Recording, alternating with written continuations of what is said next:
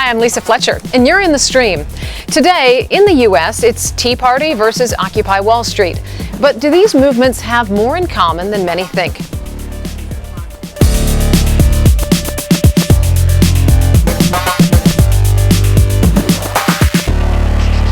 Our digital producer, Malika Bilal, is coming to us from the Democratic National Convention today, where she's looking out for your live feedback.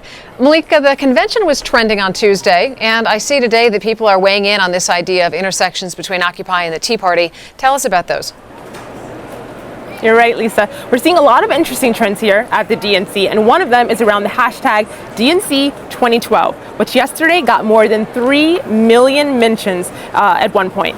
Now, another interesting trend is the conversation around First Lady Michelle Obama, and during her speech yesterday here in Charlotte, she got double the amount of mentions that Romney, who's an actual candidate, got during his speech last week, and she's not running for office. Now, on today's topic, our community is tweeting in on it, and what they're saying is that while the Tea Party has managed to have more political impact, Occupy has managed to change the national conversation around wealth. So for those of you at home, if you'd like to join the conversation on any of those topics, tweet us, use the hashtag AJStream.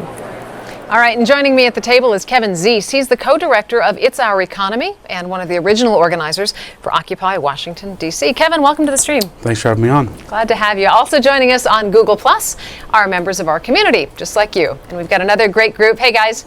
They have added us to their circles, and now they are in the stream.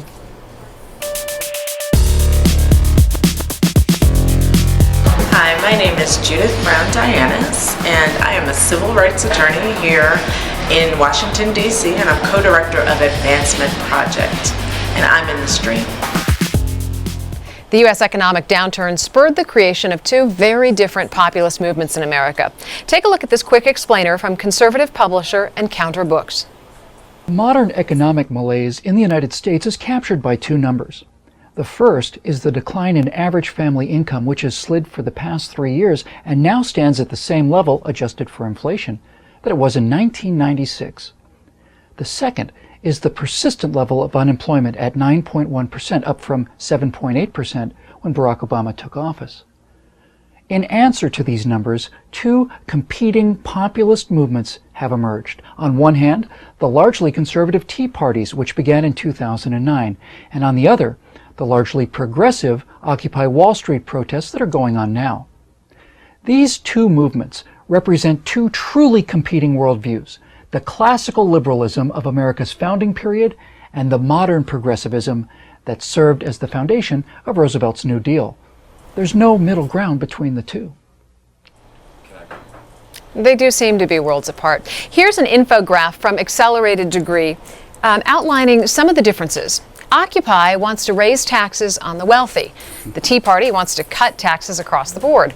Occupiers want the government to go after Wall Street for the financial crisis, while Tea Partiers want to reduce the size and the power of government. Now, studies indicate that Tea Party members are wealthier than Occupy activists, but Occupy supporters are more educated. So, is it possible for these groups to find common ground and change the way politics work in America? It's a big question.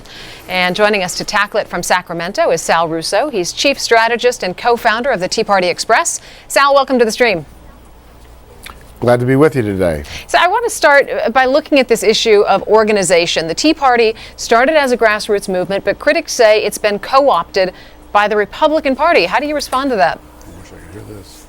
Well, if you look at the Tea Party movement, and it's not only prevalent in the United States, but there are now hundreds of chapters all over the globe, they have a central focus, and that is opposition to the increasing size, cost, and intrusiveness of the federal government with the unsustainable national debt that we're creating here, that they're creating in Greece, Portugal, Spain. It's a worldwide phenomenon.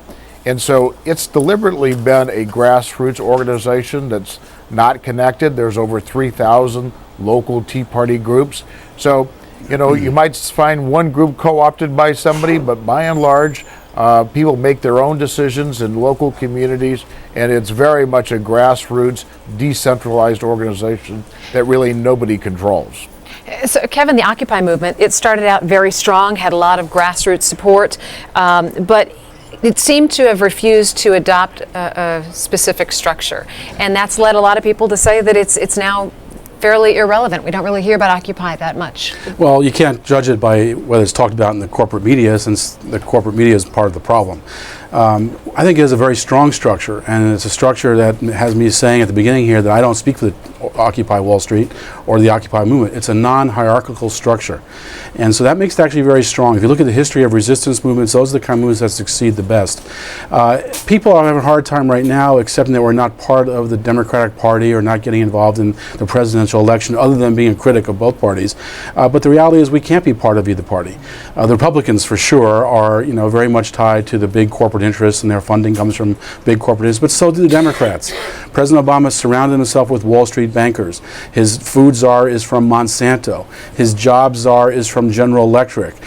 His environmental top enforcement officer from General Electric and the Justice Department. So that's not the kind of thing we can support. That is part of the systemic corruption that we see in both parties. We take the approach that Dr. Martin Luther King took in the 1950s, and that is non-alignment. We are building a non-violent, persistent, transformational movement that seeks to pressure both parties, because both parties are dominated by corporate power. We want to shift the power from the corporate power to the people, from money to the people, and we can't do that by being inside either party. Is it possible to do that without a mainstream presence, though, in the media? I think we will have a mainstream presence. The media is changing. There's a lot more out there than the corporate media.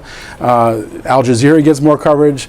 RT gets more coverage. There's the web presence. There's the blogging presence. There's the social media. There's a lot more citizens media than there ever used to be. We're going through a great transition in media right now, and I think the Occupy movement is learning how to use that more effectively. I think you're going to see the citizens media begin to dominate media in the United States in the next few years. I think that'll be a lot because of the work of the Occupy movement.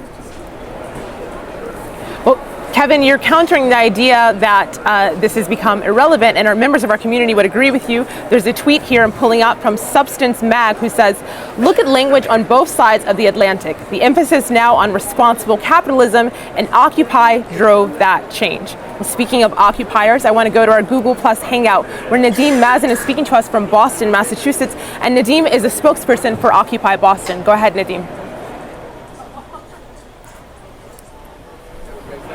It looks like Google Plus is having a little bit of technical difficulties. So I would take that back to you, Kevin. And this tweet, Occupy drove the change. I agree with that? I think that's exactly what Occupy did. We drove an issue that had been ignored. The wealth divide in the United States is a real embarrassment. The top wealthiest 400 people in the country have wealth equal to 160 million Americans. They pay an average tax of about 17%. That's well below what the working people pay in this country. And so we're starting to drive that message home. And I think sometimes even hear President Obama sounding like he was occupying in some of his speeches, because he's trying to reach out to that group. But until he starts to make some real changes in the personnel around him and his policies, we can't accept it. For example, I opposed Obama's health care law because I saw it as a major giveaway to the health insurance industry. Under the health care law, $450 billion in tax subsidies from 2014 to 2019 go to the health insurance industry. This was a right-wing health insurance plan developed by the Heritage Foundation, first put into law by Romney in Massachusetts, and then put in law nationally by President Obama. This is the exact opposite direction we need to go. I've always found the Tea Party opposition to it kind of absurd, since it's reinforced the market-driven insurance system rather than going to what we really need in this country and what 2/3 of Americans want, which is a national public health insurance plan, a Canadian model type or French or German type model, where you have a single payer that provides health care to all, where we have more choice. Under the current approach, our choice is limited by the insurance industry. You can't go to that doctor, he's not part of our plan. You can't go to that hospital, he's not part of our plan. The insurance company is going to review whether or not you can use that health procedure. Under a national insurance plan, you have much more choice. You can go to any doctor, any hospital, and the coverage is approved. Sal, national insurance plan. Where does the Tea Party stand on that? Well, our opposition to Obamacare is, we think the worst thing to do is nationalize health care. That the more you can decentralize decision-making in healthcare between the patient and their doctor, the better we're going to be. So, we're totally opposed to the federal government playing the big role in healthcare. And I think that is a fundamental difference between the Occupy movement and the Tea Party. The Tea Party believes that the 10th Amendment of the U.S. Constitution means something, and that is the federal government should be limited to enumerated powers, and all other powers are reserved to the states. So we think that you can get government down to the lowest level possible, state government, local government, you're going to have a much more effective government than a big, ponderous federal government in Washington. There's a lot of agreement with that, actually. We actually have a lot of agreement with that because we also believe in decentralization, that local government can, when it's appropriate, can produce the best results. But there are some issues, like healthcare, where you need a national plan, everybody in, nobody out, and you'll get much better, much more cost-effective results. But breaking it down at local level is the way to go. One of the things that we support, for example, at It's Our Economy, is the idea of participatory budgeting, where people at the local level actually decide how money is spent in the city budget. It started in Chicago, it's now moved to New York, and it really brings people into the process of making decisions. We want to see a more democratized economy, we want to see a more participatory government, and I think the local level is the way to do a lot of that. We favor things like farmer markets, we favor employee-owned businesses, we want to see that kind of thing, but there are some issues, and healthcare is one of them. If you didn't do that with healthcare, you'd go to the lowest common denominator. We'd see insurance plans where you have less coverage, at greater expense, and people be going bankrupt more, because that's what this whole idea about removing the state borders is, that is pushed by people like many Tea Party advocates and Republicans. It really will result in worse insurance coverage, not good insurance coverage. Well, Sal, I want to bring this back to something you just raised a little bit earlier. Sal, if I could jump in here for just a second. I want to bring this back to something you said a little bit earlier, because there's a tweet here from Ryan, and you mentioned that there are fundamental differences between the Tea Party and the occupiers. Ryan says, Occupy doesn't have billionaires backing them to push a corporate agenda. Comparison complete. Your thoughts? Well, that's silly that, the Tea Party expressed, we are a political action committee, so all of our contributions, all of our expenditures are online, so it's there for everybody to see. By law, we can't accept more than $5,000 from any individual. We cannot take any corporate money. So that's just a bogus, false argument that the left has thrown at us. But the Tea Party is a legitimate grassroots organization. Does that mean every Tea Party group is? Probably not. But ours is certainly the largest and most dominant political action committee in the Tea Party movement. And all of our money comes from individual contributors. Our average contribution is $62. So the big difference between what we've done and what Occupy has done, we made the decision that to change the policies in Washington, you have to change the players in Washington.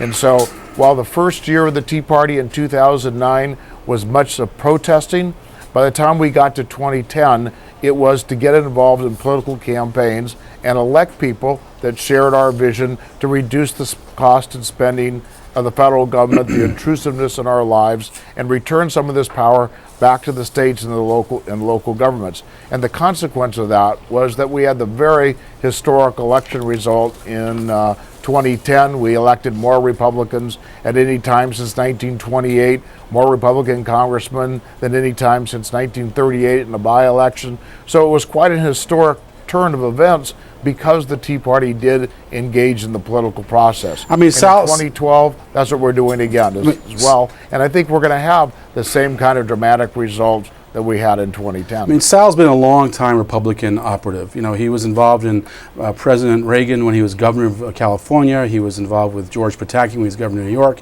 He supported Republicans across the board. He had a political action committee before the Tea Party Express that was basically opposition to President Obama. Before that, supporting the Iraq War. And so he has done a great job of taking the Tea Party name and putting it to his own political agenda.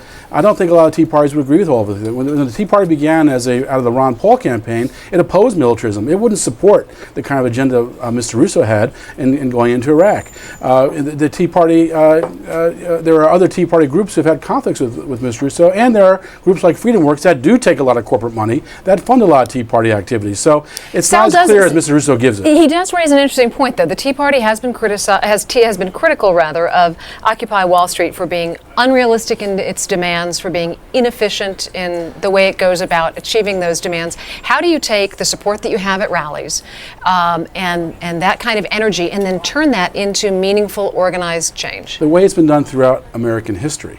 The most important changes have occurred because of political movements, not because of political parties. Political parties respond to the pressure. Just as Dr. King remained non-aligned so he could be a critic of both parties, of course in those days the Democrats had a lot of segregationists, he had the unrealistic goal of ending Jim Crow.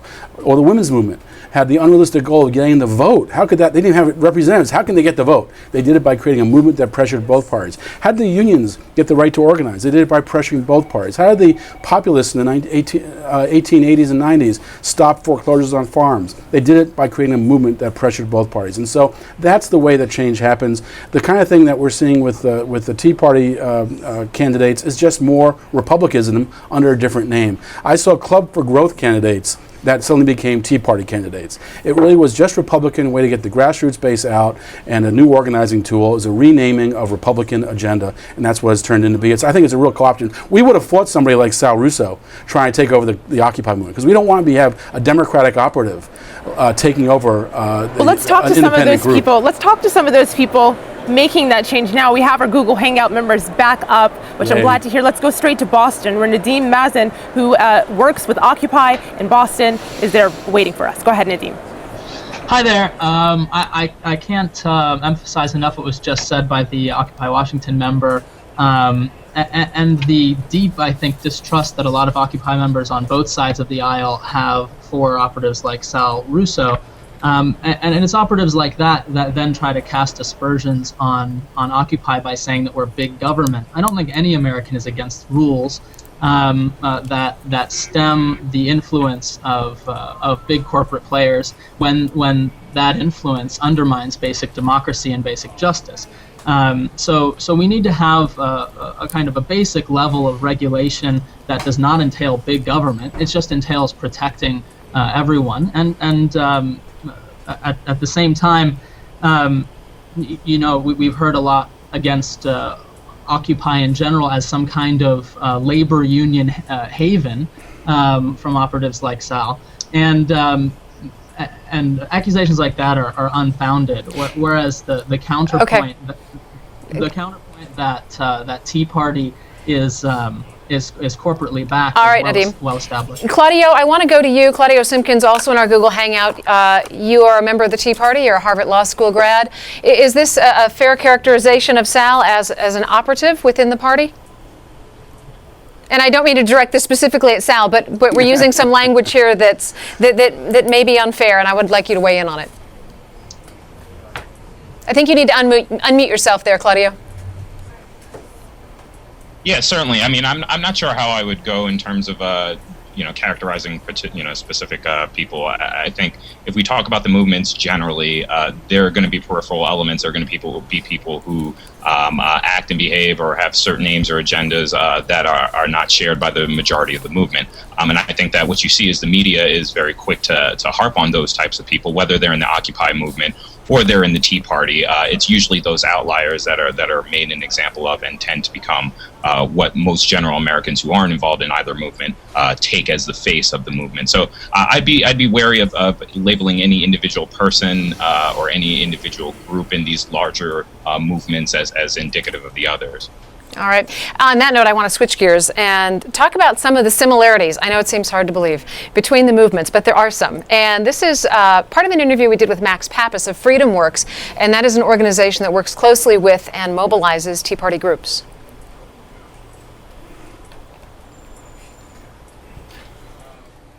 There's tens of thousands of Tea Party groups across the country, and they have broadly different issues, except on a narrow agreement that they all agree on: constitutionally limited government, free markets, and fiscal responsibility.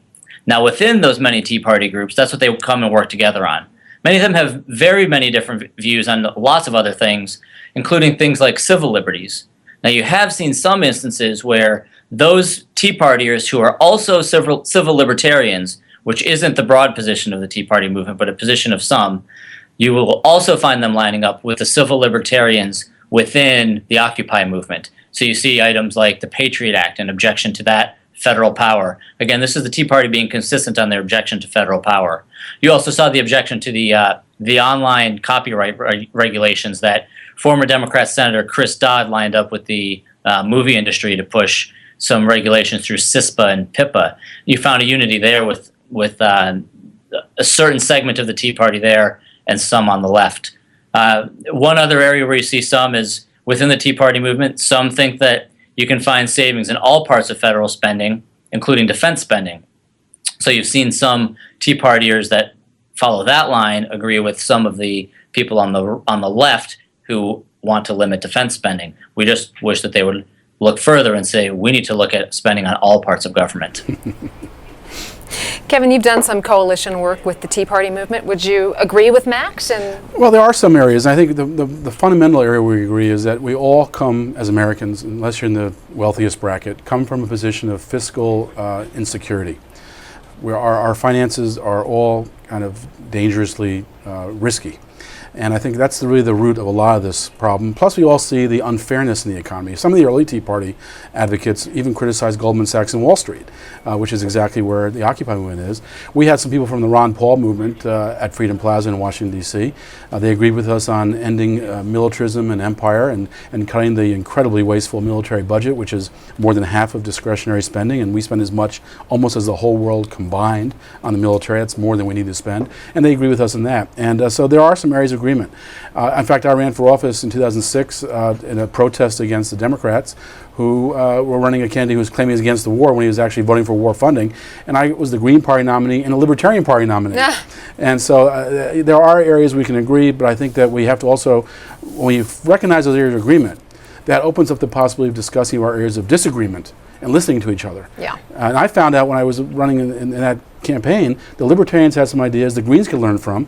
For example, and fighting pollution by giving citizens the right to sue, and the Libertarians' ideas they could learn from the Greens as well. So it's a mix. Sal, what about that? Is there, and we've got about 45 seconds left for your answer, but is there room for the Tea Party and Occupy to somehow find common ground to collaborate and strengthen what's going on here in America and achieve some sort of meaningful change?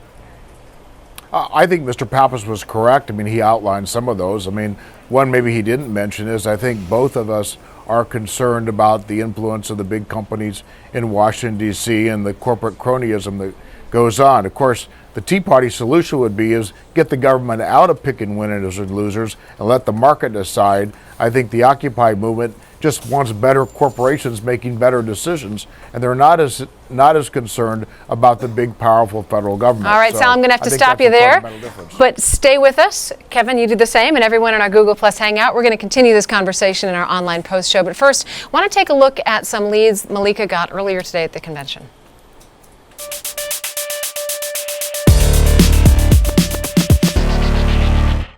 For thousands of journalists covering the Democratic National Convention, this is the golden ticket, an official pass granting access to a workspace in the arena where party officials give their speeches. But for thousands of independent bloggers without this pass, work can be difficult. We're at a space called The People that aims to solve that problem. The People is an independent media center here at the Democratic National Convention. We've set up this space to accommodate bloggers and citizen journalists and independent media. We see just a whole group of folks who traditionally haven't been, with an affiliated news organization, or they don't work for a channel or a network, but they're making the news. They're out there with video cameras and photographic camera equipment, audio recorders, doing interviews. They're the front lines of the journalism world. If you look at the past DNC in 2008, they had 15,000 members of the media that were in the city at once, and they only ever accredit, 3,000 people. I think the line between who's credentialed and who's uncredentialed is getting blurrier and blurrier. I mean, like I said, half the people in this space have credentials, and everybody's sharing credentials and getting in and out, so it's everybody here is basically getting access to the convention center. They just can't camp out there like the folks who are dropping tons of money for it. What The People is really all about is about media empowerment. Everyone's walking around out there with pretty much, the most powerful device known to mankind in the palm of their hand to publish video, to record audio, to take photographs, and then share that with people known and unknown to them on the internet. So we're really here just kind of letting people know that their voice matters, here's how to get it up and online, and just empowerment through internet technology and new media. We want you to use that powerful device to let us know what you think. Tweet us using the hashtag AJStream. Lisa? All right, stay with us because the Post show is next. It's streamed at aljazeera.com. And on Thursday, we tackle the question of illegal immigration in the U.S. and how the government should deal with an estimated 11 million undocumented immigrants. Until then, see you online.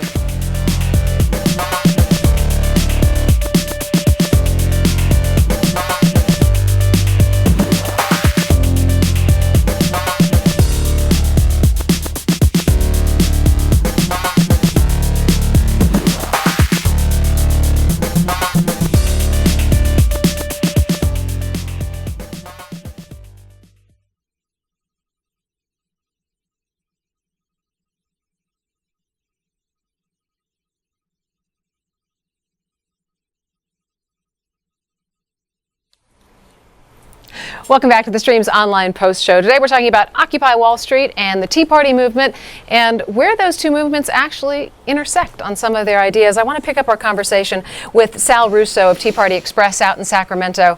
Sal, when we ended the program, you were mentioning some of the similarities between Tea Party and Occupy, one of those being both against crony capitalism. I want you to go ahead and talk a little more about that. I mean, I think that's one of the things that we both feel is wrong in our system is that the government in Washington has become so connected and so dependent on those that have the higher priced lobbyists and have the most political power. And so you look at our tax code, which is a really good example.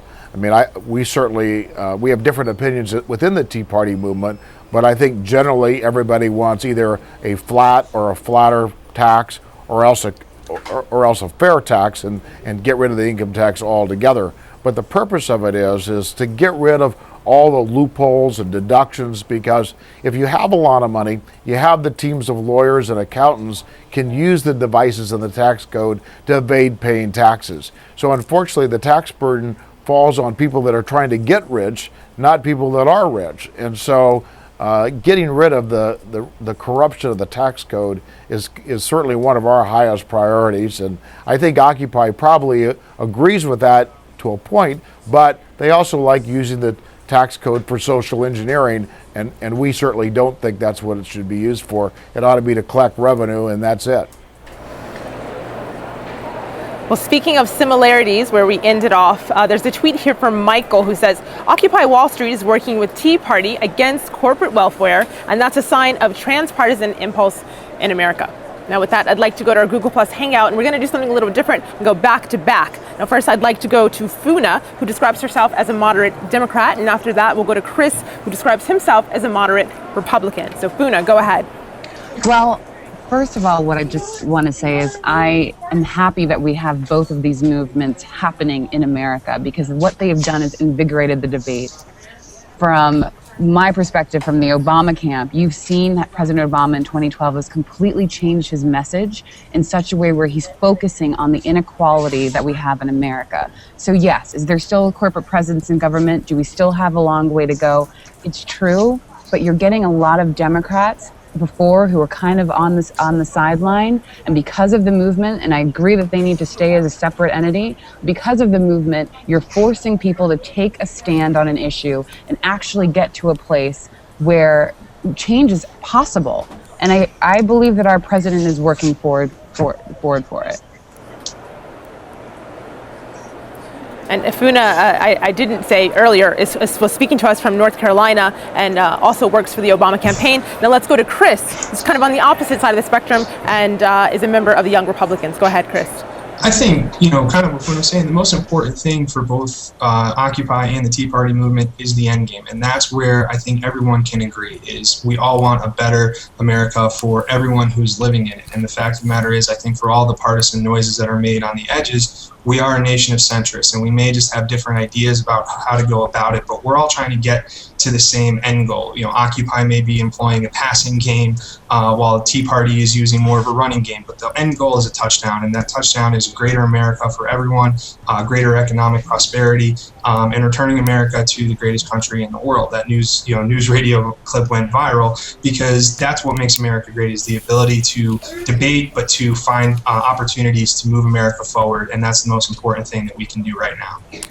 Kevin, one of the comments that Funa made was that Obama is focusing on the inequality in America. This is the same guy who's having fundraising dinners at $35,800 a plate. And then Romney has money rolling in hand over fist into super PACs. Talk a little bit about the role money plays in these elections, and if there is any commonality or common ground between Tea Party and Occupy on this issue. Well, definitely both the red and blue team are running billion-dollar campaigns, and so they have a lot of commonality, and they both go to the same kind of corporate donors. They primarily Wall Street and big business interests, and that's where the base of their money comes from. And I think, just as was said earlier by Sal, we're all concerned about the corruption of our economy through what he calls crony capitalism, what we might call corporate welfare. I think that the solution, and the reality is, though, that the government has always played an important role in making the economy go forward, whether it's the railroad, roads, the highways, the internet. The government's playing an important role in all those developments that have been very big economic engines. What we'd like to see happen, though, is rather than the corporations getting wealthier from that, we want to see participatory government. So if the taxpayers are going to fund the development of the next economy, which is going to be a clean, sustainable, new energy economy, that's what it's going to be. If we're going to fund that, we should profit from it. We should have some influence over it. And Alaska's had this model in place since the late 1970s, where the Alaskans get a piece of the profit from oil discovered on public lands.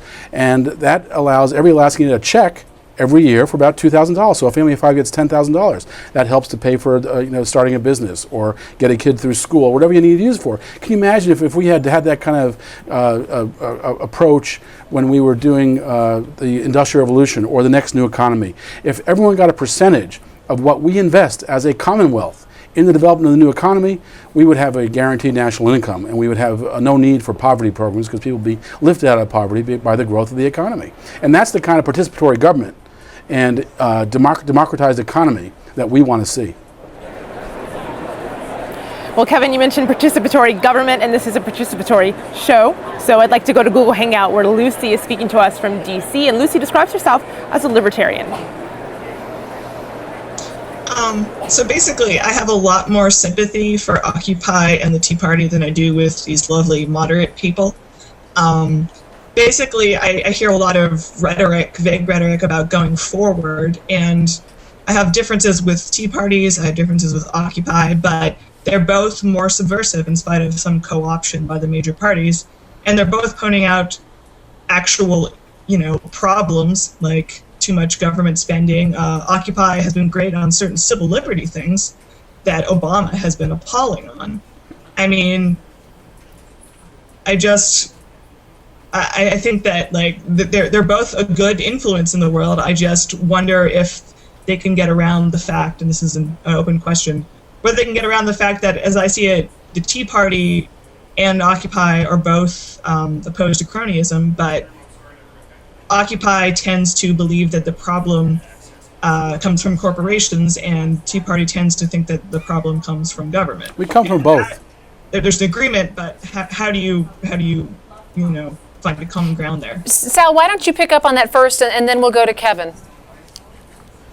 Well, I think we share a concern about the pressures on the middle class. And where we differ is how do we solve that problem? I think in the Tea Party, we think that government's become an obstacle, and to provide more incentives for the economy to grow is a better way to grow the middle class and give that lot of opportunity to all people. I think the Occupy people have a different view, and it's what we're seeing in the Obama administration. They see the idea of taxing those people that are producers and doing transfer payments to those people that aren't producing. That's all you end up with, is more people that are dependent and less people that are independent. That's not going to grow the middle class, and that's why we're here with a stagnant 1-2% economic growth, which is the worst recovery from a recession that we've had in American history. So what they're doing of growing the government, increasing the debt to unsustainable levels, is the worst thing to do to grow the middle class. And that's why people are so dissatisfied with where we are today compared to 4 years ago. Well, we are equally concerned with the deficit. That is a problem, but we see there are 3 solutions to the deficit. The first solution is to face up to military spending. We spend half our discretionary spending on military. It's bloated, wasteful weapons, wars we don't need to fight. That needs to be confronted, and it's not confronted by either party or by many in the Tea Party, unfortunately. The second thing is we need to have a progressive tax system. We essentially have a flat tax system now. What we need to go towards a progressive tax system where the top bracket's not $250,000 per individual or $500,000 per individual. You have to have a tax on millionaires, 5 millionaires, 10 millionaires, billionaires, and it's need to be a different tax. If we go back to what works as far as building the middle class goes, we go back to the tax system in the 1940s, 50s, 60s, 70s, or early 80s. We'd be debating the Eisenhower tax, which had a 92% top tax bracket. The Nixon tax was a 70% tax bracket, and the Reagan tax was a 50% tax bracket. That's where the debate would be. But instead, we're going the non-empirical way. We're going the ideological way. And so the third thing, of course, is grow the economy. That's how you reduce the deficit. All right. Thank you, Kevin Zeese, Sal Russo, and everyone in our Google Hangout for joining us. Now, on Thursday, we're going to be talking illegal immigration in the U.S. and how the government should deal with an estimated estimated 11 million undocumented immigrants in that country. It's a major issue in the U.S. election, so send us your comments on that. And until then, we'll see you online.